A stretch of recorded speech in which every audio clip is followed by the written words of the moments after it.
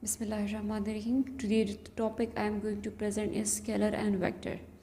Scalar quantities and vector quantities. This is the most interesting topic I ever seen in first year especially, and this is my most favorite also. So today inshallah we will learn about the scalar and vector कि scalar quantities क्या होती हैं, vector quantities क्या होती है, इनका representation क्या होता है, इनके एग्जांपल्स में क्या क्या आ जाता है, उसको हम किस चीज़ के थ्रू, किस सैम्पल के थ्रू रिप्रेजेंट करते हैं और इनकी काइंड्स क्या क्या हैं। तो इंशाल्लाह इन तमाम के बारे में हम यहाँ पे पढ़ने वाले हैं। First of all I am going to define that what is scalar quantities. तो स्केलर क्वांटिटीज़ को हम इस तरह डिफाइन करते हैं कि scalar quantities is basically those physical quantities which represents by their magnitude only. इन स्केलर क्वांटिटीज़ हमेशा के लिए मेरे पास वो क्वांटिटीज़ होती हैं जो सिर्फ़ और सिर्फ क्या करती हैं, जो जिसको हम सिर्फ़ और सिर्फ उसके मैग्नीट्यूड से रिप्रेजेंट करते हैं। जिसका सिर्फ मैग्नीट्यूड होता है, उसका कोई डायरेक्शन नहीं होता, यानी ऐसे फिजिकल क्वांटिटी जो क्या होती हैं, जिसका just and only magnitude exist करता है। तो ऐसी तमाम क्वांटिटीज़ को हम क्या कहते हैं, स्केलर क्वांटिटीज़ कहते हैं, यानी दोस्त क्वांटिटीज़ जिसको हम क्या करते हैं, सिर्फ और सिर्फ उसके मैग्नीट्यूड से रिप्रेजेंट करते हैं। ऐसी तमाम क्वांटिटीज़ की क्या हो जाती कहलाती हैं, स्केलर क्वांटिटीज़ कहलाती हैं। Now the representation of scalar quantities. Scalar quantities are represented by letters. किस किस्म के लेटर्स को किस किस्म के लेटर्स के थ्रू हम स्केलर प्रोडक्ट को रिप्रेजेंट करते हैं। लेट्स सपोज मेरे पास एक लेटर है A, this is a letter B, small A, L etcetera, यानी ऐसे तमाम लेटर से हम इसको रिप्रेजेंट कर, बस ऐसे ही हम जस्ट एक लेटर लिख लेते हैं। इस पे ना कोई एरो हेड होता है, ना इस पे कोई लाइन सेगमेंट होता है, सिर्फ एक लेटर लेते हैं ए, बी, ए एंड एल। इसके थ्रू हम क्या करते हैं, रिप्रेजेंट करते हैं एक स्केलर को। यानी जहाँ पे भी आपके पास ऐसे लेटर्स आ जाएं, सो आपको पता होना चाहिए कि this is the representation of a scalar quantities. उसके अलावा हमारे पास जो स्केलर क्वांटिटीज़ हैं, इसको हम एक लाइन सेगमेंट से रिप्रेजेंट करते हैं। जिस तरह आपके पास ए है, या तो इस तरह लाइन सेगमेंट होगा, या बी इस तरह लाइन सेगमेंट होगा, या सी इस तरह लाइन सेगमेंट होगा। यानी सिर्फ और सिर्फ ये लाइन सेगमेंट क्या करते हैं, इसकी मैग्नीट्यूड, किसी भी क्वांटिटी के मैग्नीट्यूड को रिप्रेजेंट करते हैं कि उसका मैग्नीट्यूड कितना है। जिस तरह हम प्रीवियस टॉपिक्स में पढ़ चुके हैं मैग्नीट्यूड के बारे में कि what is magnitude. So magnitude ऐसा कुछ ख़ास, उसका मैग्नीट्यूड सिर्फ एक हमारे पास एक स्पेसिफिक नंबर होता है। सपोज अगर ये मैं कहूँ कि ये हमारे पास जो ए वाली लाइन है, दिस इज़ 2 सेंटीमीटर, तो ये जो 2 आ जाता है, ये 2 इसका क्या है, इसका मैग्नीट्यूड है। तो हम कहते हैं कि स्केलर क्वांटिटीज़ वो फिजिकल को मैग्नीट्यूड के बारे में कि what is magnitude. So magnitude ऐसा कुछ ख़ास, उसका मैग्नीट्यूड सिर्फ एक हमारे पास एक स्पेसिफिक नंबर होता है। सपोज अगर ये मैं कहूँ कि ये हमारे पास जो ए वाली लाइन है, दिस इज़ 2 सेंटीमीटर, तो ये जो 2 आ जाता है, ये 2 इसका क्या है, इसका मैग्नीट्यूड है। तो हम कहते हैं कि स्केलर क्वांटिटीज़ वो फिजिकल क्वांटिटीज़ होती हैं जो सिर्फ और सिर्फ मैग्नीट्यूड को क्या करती है, रिप्रेजेंट करती हैं। इसको हम एक लाइन सेगमेंट से रिप्रेजेंट करते हैं, और letters just like A, B, small A, L etcetera, इस सिंपल लेटर के थ्रू हम स्केलर को क्या करते हैं, रिप्रेजेंट कर सकते हैं। अब एग्जाम्पल्स क्या होती हैं स्केलर क्वांटिटीज़ की। स्केलर क्वांटिटीज़ के एग्जाम्पल में मेरे पास डिस्टेंस आ जाता है, एस, वर्क आ जाता है represented by W, P power आ जाता है which are represented by P, mass M, और स्पीड वी। ये तमाम मेरे पास क्या होती है, स्केलर क्वांटिटीज़ हैं जिसको हम क्या करते हैं, जिसका सिर्फ और सिर्फ मैग्नीट्यूड एग्जिस्ट करता है, इसकी किसी भी किस्म की कोई भी डायरेक्शन नहीं होती। इसको हम क्या करते हैं, लाइन सेगमेंट से रिप्रेजेंट करते हैं। अब we are going to define about the vector quantities. के वेक्टर क्वांटिटीज़ क्या होती हैं। Vector quantities are those physical quantities having the magnitude as well as direction. Vector quantities वो फिजिकल क्वांटिटीज़ होती हैं जिसका मैग्नीट्यूड भी होता है, and along with this magnitude इसका डायरेक्शन भी होता है।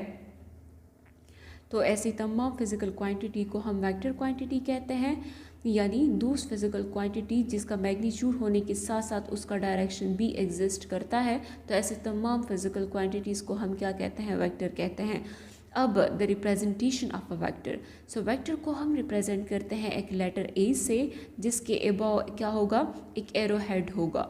जिस तरह B along with the arrow head, L along with the arrow head, small A along with the arrowhead, यानी ऐसे लेटर्स जिसके अबाव या जिसके बिलो एरोहेड आ जाता है, तो इस किस्म के तमाम आपके पास जो लेटर्स होंगे वो डिस्क्राइब करेंगे, वो डिफ़ाइन करेंगे एक वेक्टर को।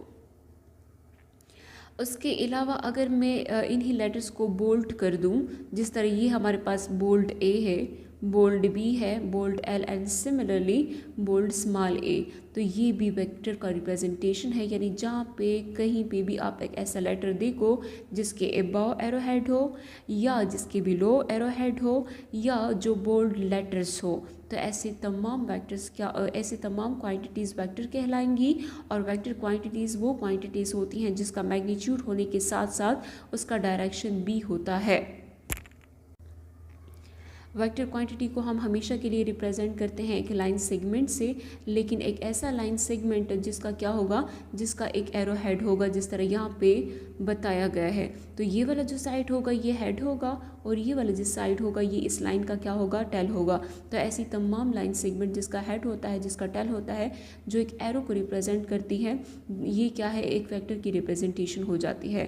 यानी जहाँ पे भी आप ये साइन देखो, ये सैम्बल देखो किसी भी लेटर पर अबाव बिलो, तो इसको हम कहेंगे कि ये हमारे पास वेक्टर की रिप्रेजेंटेशन है और ये फिजिकल क्वांटिटी वेक्टर्स हैं। अब हमारे पास वेक्टर की एग्जांपल्स क्या होती हैं। वेक्टर की एग्जांपल्स में हमारे पास वेलोसिटी आता है, हमारे पास एक्सेलरेशन आ जाता है, डिस्प्लेसमेंट आ जाता है, टॉर्क आ जाता है, मोमेंटम आ जाता है। ये तमाम फिजिकल क्वांटिटी मेरे पास एक वेक्टर क्वांटिटीज़ हैं। एक ऐसी क्वांटिटीज़ हैं जिसका मैग्नीट्यूड होगा और जिसके मैग्नीट्यूड के साथ साथ इसका डायरेक्शन भी होगा, यानी हम अलॉन्ग विद द मैग्नीट्यूड इसको डायरेक्शन से भी रिप्रेजेंट करते हैं। तो ऐसी तमाम फिजिकल क्वांटिटी को हम वेक्टर बोलते हैं। और ये हमारे पास कुछ एग्जाम्पल्स हैं वेक्टर की। यानी वेलोसिटी को हम रिप्रेजेंट करते हैं v से along with the arrow head, acceleration को a along with the arrow head, displacement को d along with the arrow head, torque को टा along with the arrow head and momentum को l along with the arrow head. यानी vector representation में इसके above या below या bold letter के थ्रू रिप्रेजेंट करना बहुत ज़्यादा इंपॉर्टेंट होता है। लेट्स सपोज आपके पास वेक्टर क्वांटिटीज़ तो है लेकिन आप इस पर एरो हेड नहीं ले रहे, तो फिर इसका कोई मतलब नहीं हुआ, ये मुझे वेक्टर की रिप्रेजेंटेशन कभी भी नहीं देगा। तो दिस इज़ द स्पेसिफिकेशन कि आपके पास लेटर तो होगा, लेकिन उस लेटर से हमें क्या पता चलेगा कि किस वक्त वेक्टर है, जब उस पर क्या होगा, या तो एरो हेड होगा बिलो या अबाव, या वो क्या होगा, बोल्ड लेटर्स होगा। तो ऐसी तमाम फिजिकल क्वांटिटीज़ हमें क्या रिप्रेजेंट करती हैं, ऐसी तमाम की तमाम फिजिकल क्वांटिटीज़ रिप्रेजेंट करती है वेक्टर क्वांटिटी को। अब we are going about the kinds of a vector, about to define the kinds of a vector के वेक्टर्स की क्या काइंड्स है, उसको हम किस तरह रिप्रेजेंट करते हैं, उसकी रिप्रेजेंटेशन क्या होती है, ठीक है, और वो किस किस्म के वेक्टर्स होती हैं। फर्स्ट ऑफ ऑल है हमारे पास पैरेलल वेक्टर, जिस तरह नाम से साफ जाहिर है, parallel means when there is a no angle, ठीक है। तो अगर मैं कहती हूँ कि मेरे पास एक वेक्टर है a along with the arrow head, दूसरा मेरे पास है वेक्टर b, ये दोनों ऐसी वेक्टर्स हैं कि इनका मैग्नीट्यूड भी सेम है, इनकी डायरेक्शन भी सेम है, दोनों सेम डायरेक्शन में जा रही हैं, लेकिन ये ऐसी हैं कि इन दोनों के बीच में किसी भी किस्म का कोई भी एंगल नहीं बन रहा। ये दोनों जो आपके पास वेक्टर्स है ये एक दूसरे को इंटरेक्ट नहीं कर रही, इंटरसेक्ट नहीं कर रही, डायरेक्शन सेम होता है और दोनों के बीच में एंगल जो होता है वो ज़ीरो होता है। ऐसे वेक्टर्स को हम क्या बोलेंगे, ऐसे वेक्टर्स को हम पैरेलल वेक्टर्स बोलेंगे। और इन पैरेलल वेक्टर्स को हम रिप्रेजेंट करते हैं a along with two lines b, यानी a along with the arrow head, two lines with b। ये जो लाइन्स हैं ये रिप्रेजेंट करती, this is the representation of parallel. अब मैं कहूँगी कि ये मेरे पास दो वेक्टर्स तो है, लेकिन ये दो वेक्टर्स क्या है, एक दूसरे के साथ पैरेलल है, यानी इस केस में इन दोनों के बीच में कोई भी किसी भी किस्म का एंगल नहीं बन रहा। दूसरा हमारे पास हो जाता है एंटी पैरेलल वेक्टर, जिस तरह नाम से साफ जाहिर है, एंटी पैरेलल मींस पैरेलल तो होंगे लेकिन वो क्या होंगे, एंटी होंगे, एक दूसरे के बिल्कुल ऑपोजिट्स होंगे। तो जिस तरह नाम से साफ जाहिर है, हमारे पास लेट्स सपोज अगर मैं क्या करती हूँ, दो वेक्टर्स लेती हूँ, एक को मैं कहती हूँ वेक्टर a, दूसरा मैं लाइन सेगमेंट ड्रा करती हूँ वेक्टर b के लिए, लेकिन ये दोनों वेक्टर्स क्या होंगी, सेम इन मैग्नीट्यूड्स तो होंगी। यानी लेट्स सपोज अगर वेक्टर a मेरे पास 2 सेंटीमीटर है तो वेक्टर 2 इज़ आल्सो 2 सेंटीमीटर। ये दोनों वेक्टर सेम इन मैग्नीट्यूड है, लेकिन इन दोनों का डायरेक्शन क्या है, एक दूसरे के बिल्कुल मुखालिफ है, बिल्कुल एंटी है यानी ऑपोजिट है, और कुछ इस तरह से ऑपोजिट है कि ये दोनों एक दूसरे के साथ एंगल बनाती है 180 का।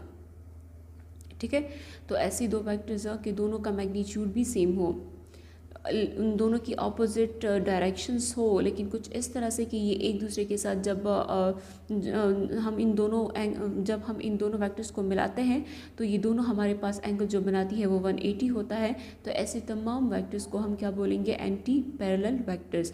और एंटी पैरेलल वेक्टर्स को हम इस तरह से रिप्रेजेंट करते हैं, vector A with this two lines vector B, यानी ये दो लाइन्स मेरे पास क्या रिप्रेजेंट करती हैं, एंटी पैरेलल वेक्टर को रिप्रेजेंट करती हैं। उसके बाद हमारे पास होता है इक्वल वेक्टर्स ऐसी वेक्टर्स होती हैं, लेट्स सपोज अगर मैं लेती हूँ वेक्टर ए और उसके लिए लाइन सेगमेंट को ड्रा करती हूँ, दूसरा मैं लेती हूँ वेक्टर बी और उसके लिए मैं लाइन सेगमेंट को ड्रा करती हूँ। अब वेक्टर ए भी मेरे पास क्या है, 2 सेंटीमीटर है, वेक्टर बी भी 2 सेंटीमीटर है। अब मैं कहती हूँ कि अगर मेरे पास इस किस्म की दो वेक्टर्स हैं, वेक्टर ए वेक्टर बी, दोनों का मैग्नीट्यूड क्या है, सेम है, और दोनों की डायरेक्शन भी सेम है, तो मैग्नीट्यूड सेम होने की वजह से हम इसको क्या बोलेंगे कि ये मेरे पास वेक्टर तो ज़रूर है, लेकिन ये वेक्टर्स क्या है, इक्वल वेक्टर्स हैं, सेम वेक्टर्स हैं। तो ऐसी दो vectors having the same magnitude, तो ऐसी दो वेक्टर्स को मैं क्या बोलूँगी, इक्वल वेक्टर्स बोलूँगी। और इक्वल वेक्टर्स को हम रिप्रेजेंट करते हैं विद द इक्वल साइन, यानी ए इज इक्वल टू बी। मैं कहती हूँ कि ए वेक्टर आपके पास इक्वल होता है बी वेक्टर के, और ये इक्वालिटी क्या शो करता है, ये रिप्रेजेंट करता है। अब हमारे पास जो वेक्टर की काइंड है, this is orthogonal vector. Orthogonal vector किस किस्म के वेक्टर्स होती हैं, ये ऐसी वेक्टर्स होती हैं कि लेट्स सपोज आपने एक वेक्टर लिया वेक्टर ए, दूसरा आपने लिया वेक्टर बी, और ये दोनों वेक्टर्स एक दूसरे के साथ ऐसी मिली हुई हैं कि इन दोनों के बीच में जो एंगल है वो 90 का है, यानी vector A is perpendicular to B in such a way that it makes the angle 90। तो ऐसी वेक्टर तो हमेशा के लिए ऐसी दो वेक्टर्स जो एक दूसरे के साथ क्या बनाती है, एंगल बनाती है 90 का, इस किस्म की तमाम वेक्टर्स को हम ऑर्थोगोनल वेक्टर बोलेंगे। In the orthogonal vector A is perpendicular to B, और हम ऐसे भी कह सकते हैं कि B vector is perpendicular to A. Orthogonal vector में चूंकि बात होती है परपेंडिकुलर की, कि एक वेक्टर हमारे पास परपेंडिकुलर होता है बी वेक्टर के, ठीक है, तो इसको हम परपेंडिकुलर वेक्टर भी बोल सकते हैं इंस्टेड ऑफ ऑर्थोगोनल वेक्टर्स। दूसरा हमारे पास है यूनिट वेक्टर। यूनिट वेक्टर बहुत ज़्यादा इंपॉर्टेंट होता है यूजुअली, ठीक है। यूनिट वेक्टर को हम डिफाइन करते हैं कुछ इस तरह से कि a vector whose magnitude is equal to 1 is known as unit vector. Unit vector को हम कहते हैं कि ये इस किस्म की वेक्टर्स होती हैं कि जिसका मैग्नीट्यूड बिल्कुल 1 के इक्वल होता है, यूनिटी होता है, यानी 1 होता है। तो इस किस्म की तमाम वेक्टर्स को जिसका यूनिट आपके पास इक्वल होता है 1 के, इसको हम क्या बोलेंगे, यूनिट वेक्टर बोलेंगे। Now the mathematically form of a unit vector, हम कहते हैं कि हमारे पास vector A is equal to the magnitude of A into the unit vector A. अब हम क्या पढ़ रहे हैं, यूनिट वेक्टर के बारे में पढ़ रहे हैं, और यूनिट वेक्टर के बारे में जब हम पढ़ेंगे तो एवरेजली हम मैथमेटिक फॉर्म जो ड्रा करेंगे वो भी यूनिट वेक्टर के लिए ड्रा करेंगे। तो हम कहते हैं कि vector A divided by the magnitude of A is equal to the unit A को हम रिप्रेजेंट करते हैं A along with the cap, vector A को हम रिप्रेजेंट करते हैं along with the arrow head, और ए हमारे पास क्या करता है, इस वेक्टर के मैग्नीट्यूड को रिप्रेजेंट करता है। यानी इन वेरी सिंपल वर्ड्स हमारे पास यूनिट वेक्टर आ जाता है ए किस चीज़ के इक्वल आ जाता है, ratio of vector A into the magnitude of A. सही है। अब यूनिट वेक्टर को वंस अगेन हम इस तरह डिफाइन कर सकते हैं कि हमारे पास जो वेक्टर ए है this is equal to the हमारे पास जो यूनिट वेक्टर ए है along with the arrow head, this is equal to the vector A along with the magnitude of a, यानी the ratio of vector a into the magnitude of a। अब यहाँ पे चूंकि ratio है vector a का और magnitude a का, तो इनका कोई भी किसी भी किस्म का यूनिट नहीं बनता। Vector A the magnitude of A into the unit vector A. अब हम क्या पढ़ रहे हैं, यूनिट वेक्टर के बारे में पढ़ रहे हैं, और यूनिट वेक्टर के बारे में जब हम पढ़ेंगे तो एवरेजली हम मैथमेटिक फॉर्म जो ड्रा करेंगे वो भी यूनिट वेक्टर के लिए ड्रा करेंगे। तो हम कहते हैं कि vector A divided by the magnitude of A is equal to the unit A को हम रिप्रेजेंट करते हैं A along with the cap, vector A को हम रिप्रेजेंट करते हैं along with the arrow head, और ए हमारे पास क्या करता है, इस वेक्टर के मैग्नीट्यूड को रिप्रेजेंट करता है। यानी इन वेरी सिंपल वर्ड्स हमारे पास यूनिट वेक्टर आ जाता है ए, किस चीज़ के इक्वल आ जाता है, ratio of vector A into the magnitude of A. सही है। अब यूनिट वेक्टर को वंस अगेन हम इस तरह डिफाइन कर सकते हैं कि हमारे पास जो वेक्टर ए है this is equal to the हमारे पास जो यूनिट वेक्टर ए है along with the arrow head this is equal to the vector A along with the magnitude of a, यानी the ratio of vector a into the magnitude of a। अब यहाँ पे चूंकि ratio है vector a का और magnitude a का, तो इनका कोई भी किसी भी किस्म का यूनिट नहीं बनता। वेक्टर यूनिट वेक्टर को हम ऐसे रिप्रेजेंट करते हैं, हम एक कार्टेशियन कोऑर्डिनेट लेते हैं एक्स एक्सेस, वाई एक्सेस और दूसरा हमारे पास जेड एक्सेस। एक्स एक्सेस में हमारे पास जो यूनिट वेक्टर होगा वो आई होगा, I along with the cap. Y axis में जो हमारे पास यूनिट वेक्टर होगा वो जे होगा, जे अलॉन्ग विद द कैप। और जेड एक्सिस में जो हमारे पास यूनिट वेक्टर होगा वो के होगा अलॉन्ग विद द कैप। ठीक है, तो ये हमारे पास I minus I J negative J Z and negative Z के अलॉन्ग हमारे पास यूनिट वेक्टर्स हैं। और पॉजिटिव साइड में हमारे पास यूजुअली यूनिट वेक्टर भी पॉजिटिव होता है, नेगेटिव साइड पे नेगेटिव कार्टेशियन कोऑर्डिनेट में हमारे पास यूनिट वेक्टर भी क्या होता है, नेगेटिव होता है। तो I J K is the respective unit vectors along with the x Y and Z axes. अब हमारे पास है पोजीशन वेक्टर, यानी हम कहते हैं कि हम पोजीशन वेक्टर को किस तरह रिप्रेजेंट कर सकते हैं। और पोजीशन वेक्टर असल में हमारे पास किस चीज़ को रिप्रेजेंट करता है, ये किस किस्म का वेक्टर होता है। तो पोजीशन वेक्टर को हम डिफाइन करते हैं a vector which determines the position of a particular point और space with respect to its origin. हम कहते हैं कि हमारे पास पोजीशन वेक्टर क्या होता है, एक ऐसा वेक्टर होता है जिसमें हम किसी भी स्पेस का या किसी भी पॉइंट का क्या करते हैं, उसकी पोजीशन को मालूम करते हैं, फाइंड आउट करते हैं, डिटरमाइन करते हैं उसके ओरिजिन के लिहाज से। लेट्स सपोज अगर मैं कहूँ कि ये मेरे पास टू डायमेंशनल केस है, यानी x axis and y axis, तो इस केस में हमारे पास जो पोजीशन वेक्टर होगा वो पी एक्स इंटू वाई होगा along with the origin O और ज़ीरो।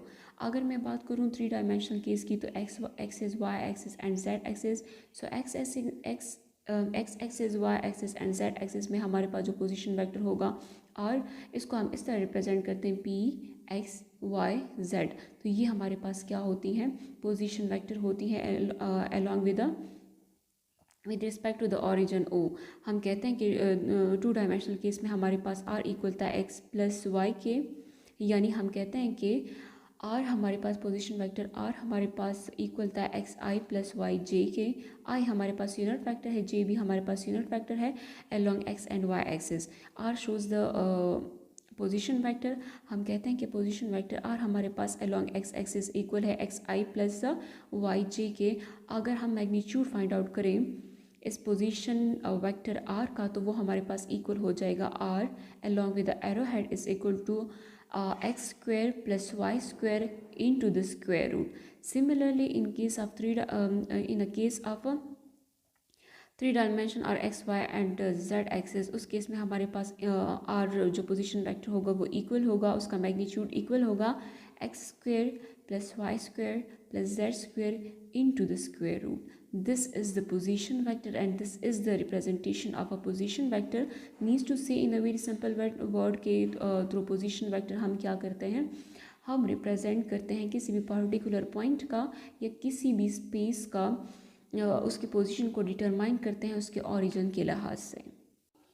अब हम पढ़ते हैं अबाउट द नल वेक्टर कि नल वेक्टर क्या होता है और ये किस किस्म का वेक्टर क्या होता है, इसकी रिप्रेजेंटेशन क्या है, हम इसको कैसे डिफाइन करते हैं। तो हम कहते हैं कि a vector whose magnitude is zero is known as null vector and having arbitrary direction.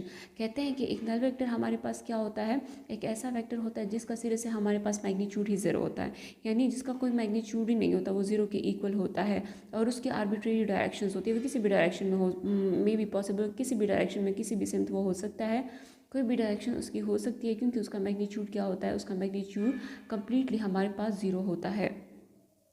जैसा नाम से साफ जाहिर है, null vector means zero vector. कोई भी वेक्टर जो जिसका मैग्नीट्यूड हमारे पास ज़ीरो हो उसको हम क्या बोलेंगे, नल वेक्टर बोलेंगे। और नल वेक्टर एक ऐसा वेक्टर है जो क्या होता है, जिसका मैग्नीट्यूड ज़ीरो होता है और जिसकी आर्बिट्रेरी डायरेक्शन होती है, कोई भी कोई भी डायरेक्शन हो सकती है, ठीक है। Representation of a null vector, null vector को हम हमेशा के लिए एक डॉट से रिप्रेजेंट करते हैं या हम ज़ीरो वेक्टर से रिप्रेजेंट करते हैं, यानी ओ वेक्टर और ज़ीरो वेक्टर या फिर डॉट से। तो जब भी कहीं आप डॉट का सैम्बल देख लो तो आपको you should understand this that this is represents the null vector also. अगर कहीं पे आप ज़ीरो वेक्टर या ओ वेक्टर जिसे हम कह सकते हैं वो देखें तो आपको पता होना चाहिए कि ये हमारे पास क्या है, नल वेक्टर है, एक ऐसा वेक्टर है जिसका मैग्नीट्यूड इक्वल है ज़ीरो के और जिसकी आर्बिट्रेरी डायरेक्शन है। अब नल वेक्टर हमारे पास कैसे आती हैं, नल वेक्टर हमारे पास इस तरह पॉसिबल है कि लेट्स सपोज अगर मैं दो वेक्टर्स लेती हूँ, वेक्टर्स ए लेती हूँ, इसके लिए लाइन सेगमेंट को ड्रा करती हूँ, और एक दूसरा वेक्टर लेती हूँ बी, उसके लिए लाइन सेगमेंट को क्या करती हूँ, ड्रा करती हूँ। लेकिन ये दो वेक्टर्स ऐसी होंगी कि जिसका मैग्नीट्यूड तो सेम होगा लेकिन इनकी डायरेक्शन क्या होंगी, अपोजिट होंगी। एक का डायरेक्शन अगर इस सेंथ में है तो दूसरे का डायरेक्शन बिल्कुल इसके ऑपोजिट इस सेंथ में होगा।